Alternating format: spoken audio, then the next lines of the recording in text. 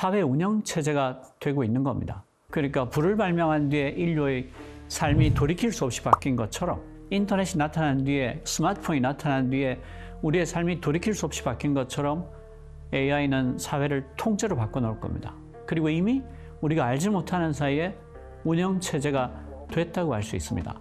가장 가까운 예를 들어보면 챗GPT가 얼마 전에 챗GPT 안에서 인터넷 서비스를 쓸 수 있는 걸 발표를 했어요. 이게 그냥 보면 좀 이상합니다. 아니 브라우저 열어서 그거 쓰면 되지. 왜 굳이 챗GPT 연 다음에 거기서 서비스를 써야 되지? 그런데 전혀 다릅니다. 이게 AI가 운영체제가 된다는 것이 하나의 상징적인 사례로 말씀드릴 수 있을 것 같은데요. 가령 부동산 정보 서비스를 생각해 봅시다. 우리가 브라우저를 열어서 그 서비스를 쓴다고 하면 하나씩 선택을 해야 됩니다. 지역은 어디고, 값은 얼마고, 방은 몇 개고 하는 식으로 선택을 해야 되죠. 그런데 AI 안에서 그 서비스를 불러다 쓴다면 이렇게 말하면 됩니다. 내가 어떤 동네에 방이 몇 개고, 값은 얼마에서 얼마 사이인 데를 살고 싶은데 아내랑 딸 하나랑 강아지를 키우며 살고 있어. 거기 적합한 곳을 찾아줘. 이렇게 말로 하면 됩니다. 그럼 이 친구가 알아서 그 서비스를 뒤져서 결과를 보여주는 거예요. 그러니까 뭔가 중간에 비서가 하나 있는 것처럼 서비스가 작동하는 거죠. 그러니까 내가 브라우저를 열어서 일일이 선택을 했던 대신에 마치 대단히 똑똑한 비서가 하나 있는 것처럼 말로만 하면 된다는 거예요. 이게 AI가 운영체제가 된다는 말의 또 하나의 뜻이기도 합니다. 그러니까 너무 편하죠. 돌아갈 수 없는 거예요. 그리고 AI는 인류 사상 처음으로 쓰는 도구가 아니라 파트너로서의 도구입니다. 그러니까 AI는 세상의 모든 자료를 다 읽고 내가 묻는 모든 말에 대답할 준비가 된 슈퍼 컨설턴트에 가까워요. 그러니까 이 친구는 내가 쓰는 도구가 아니라 나랑 같이 하는 파트너인 거예요. 이미 인류의 전문가적 지식하고 거의 맞먹거나 좀 뛰어납니다. 사상 처음으로 쓰는 도구가 아니라 함께하는 파트너로서의 도구가 나타났다. 이렇게 말할 수가 있죠. 그걸로도 또 세상이 너무나 많이 바뀔 겁니다. 그 파트너로서의 도구에 대해서 제가 예를 들어 드릴게요. 지금 그 안경 기기가 굉장히 많이 나오고 있습니다. 페이스북, 메타죠. 회사 이름은 메타입니다. 페이스북에서 내놨고요. 3, 4분기쯤 내놨는데 전부 절판됐죠. 그래서 새로 찍어내고 있고요. 중국 알리바바에서도 내놨습니다. 그리고 며칠 전에 구글에서도 내놨어요. 삼성전자도 내놓습니다. 그럼 이게 왜 훌륭한가? 왜 안경형 기기가 AI하고 가장 적합할 수밖에 없는가를 말씀을 드릴게요. 얘는 가장 큰 특징이 저하고 맥락을 공유합니다. 그러니까 내가 보는 걸 보고 내가 듣는 걸 듣습니다. 어떤 것도 입력할 필요가 없다. 이게 가장 큰 장점이죠. 예를 들어서 제가 어디 여행을 가서 해외에서 식당에 들어갔다고 합시다. 그 메뉴판을 보면 당연히 그 나라 말로 쓰여 있겠죠. 근데 제가 그 메뉴판을 보면 그게 한글로 다 번역이 돼서 보입니다. 그러니까 AI가 번역을 해서 AR로 덮어 씌워줘서 보여주는 거죠. 가격도 현재 환율로 한국 돈으로 표시가 됩니다. 그걸로 끝나지 않습니다. 알리바바의 그 스마트 안경 소개를 보면 그 알리바바의 생태계가 굉장히 크지 않습니까? 그러니까 거기 쇼핑몰도 있고 다 있죠. 쇼핑몰을 여기 화면에 띄운 다음에 대화를 해서 구매까지 할 수 있는 겁니다. 그리고 거기는 알리페이라는 결제 도구도 있죠. 안경으로 가게에 있는 QR을 노려본 다음에 결제할 수 있는 겁니다. 너무 놀랍죠? 그래서 저는 그 안경형 디바이스가 AI에 대단히 어울리는 어떤 기기다. 굉장한 유행을 불러일으킬 거다라고 생각해요. 굉장히 좋아 보이죠? 근데 좋기만 하지 않습니다. 얘는 양날의 칼이에요. 어떤 점이 위험할까요? 그렇습니다. 생각을 뺏기게 됩니다. 내가 뭔가를 볼 때마다 내가 생각하기 전에 묻는 게 습관이 될 가능성이 굉장히 큽니다. 그러니까 내가 책을 읽다가 물어볼 수도 있고, 길을 가다가 물어볼 수도 있고, 간판을 보다 물어볼 수도 있고, 매뉴얼을 보다 물어볼 수도 있죠. 이게 너무 편하니까 금세 습관이 될 겁니다. 그러니까 머리가 충분히 성장한 어른이라면 좀 나을 수 있어요. 그런데 지금 한창 새로운 개념들을 익혀야 될 청소년들이 이 안경에 맛을 들이면 어떻게 될까요? 사고를 완전히 뺏겨버리게 될 겁니다. 굉장히 심각한 일이죠. 그런데 그 무작정 금지시킬 수 있을까요? 그게 인류가 AI에 대해서 받아들고 있는 메시지입니다. 이거 어떡할 거냐? 그리고 이 안경은 처음 나오면 비쌀 겁니다. 100만 원에 가까울 거예요. 그리고 AI 구독료는 별도일 겁니다. AI 구독료가 지금 제일 비싼 건 30만 원쯤 하죠. 그러니까 이 안경을 쓰고 있으면 틀림없이 능력이 굉장히 증강될 거예요. 그러면 쓴 사람과 쓰지 않은 사람 간에 어떤 일이 생길까요? 격차가 나타날 겁니다. 그 격차는 무시 못할 크기가 될 거예요. 몇백만 원의 돈을 기꺼이 쓸 수 있는 사람과 쓰지 못할 사람 간에 격차가 나타나고 그게 계급 격차로 확대될 수도 있어요. 이게 AI가 우리한테 던지고 있는 질문이죠. 그리고 전 세계적으로 데이터 센터를 짓는 경쟁이 어마어마하게 일어나고 있습니다. 1기가와트의 전기는 200만 가구가 쓸 수 있는 용량입니다.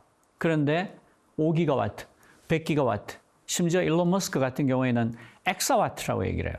엑사와트는 10억 기가와트입니다. 그러니까 지금 지구의 사람 전체가 쓰고 있는 전기량이에요. 그 정도를 새로 만들어야 된다라고 일론 머스크는 주장합니다. 왜 그렇게 많은 데이터 센터가 필요할까요? 좀 이상하지 않습니까? AI를 그렇게 많이 쓸까요? 이 거품 아닌가? 실제로 거품이라는 말들도 많이 나오죠. 이게 걱정이 그렇게 되는데도 불구하고 AI 회사들이 앞다투어 데이터 센터를 똑같이 그렇게 많이 지으려고 하는 데는 이유가 있지 않을까요? 그렇습니다. 제가 생각하는 이유가 있습니다. 첫 번째는 AI가 규모의 법칙을 따른다는 겁니다. 현대 AI는 규모를 키울수록 일관되게 성능이 좋아집니다. 컴퓨팅 파워, GPU죠.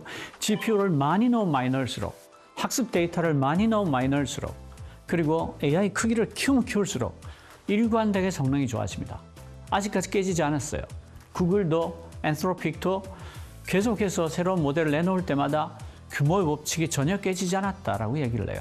그러니까 지금 가장 뛰어난 AI를 만드는 가장 빠른 방법은 규모를 키우는 겁니다. 그러니까 앞다투어서 데이터 센터를 더 큰 걸 지을 수밖에 없죠. 왜냐하면 이 경쟁에 처지면 그동안 투자했던 걸 다 날려먹을 테니까. 그런데 이것만으로는 설명이 다 되지 않죠. 또 다른 설명이 있습니다. 아까 제가 AI가 이 사회의 운영체제가 될 거라고 그랬죠. 그 얘기는 이 세상의 모든 영역에 AI가 스며들게 될 거라는 겁니다.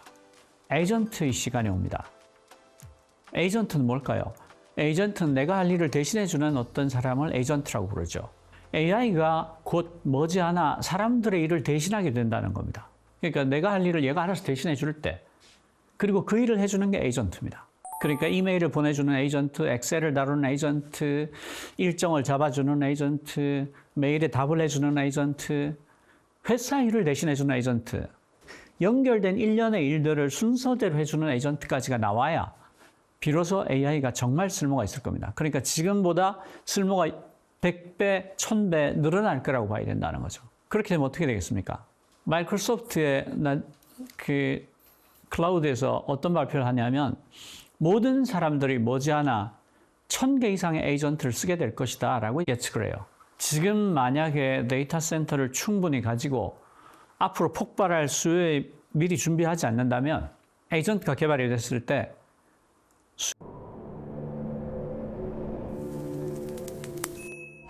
수요가 그래프가 J자로 꺾일 때 그 시장을 눈뜬 채로 보고 있어야 된다. 한 명이 100개씩의 에이전트를 쓰게 되면 AI의 사용량이 100배, 200배, 300배 늘어날 수밖에 없죠.